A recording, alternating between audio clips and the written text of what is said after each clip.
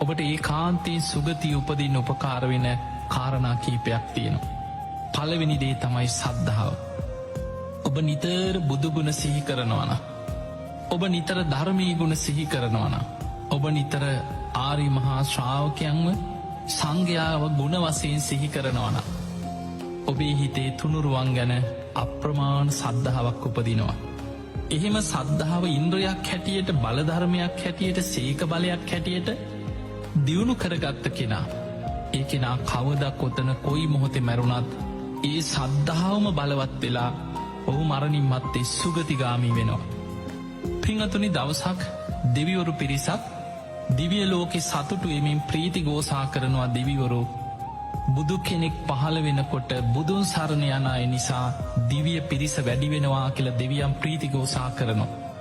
ඒකට හේතුව බුද්ධ ශූන්‍ය කාලවල ලෝකෙ බලවත්ම දේ තමයි නියත මිත්‍යා දෘෂ්ටිය. පින් පව් කියල දෙයක් නෑ. ඕන අකුසලයක් කරපල්ලා. ඔය විපාක නෑ, කර්ම කරම්පල කියල දෙයක් නෑ. ඔය වගේ අදහසක් ලෝකෙ මිත්‍යා දෘෂ්ටිය හැටියට පැතිරෙනවා.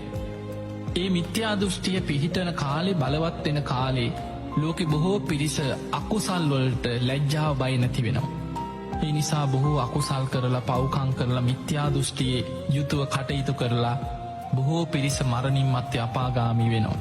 ඒ කාලවල මිත්‍යා දෘෂ්ටිය බලවත් කාලවල, බුද්ධ ශූන්‍ය කාලවල දිවිය පිරිස අඩුවෙනවා කියලා.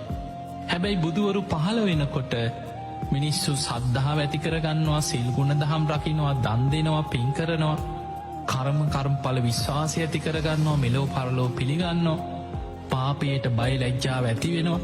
ඒ තුළ බොහෝ පිරිස මරණින් මත්තේ සුගතිගාමී වෙනවා. ගාථාවකින් කියනවා ඒකේචි බුද්ධන් සරණං ගතාසේ.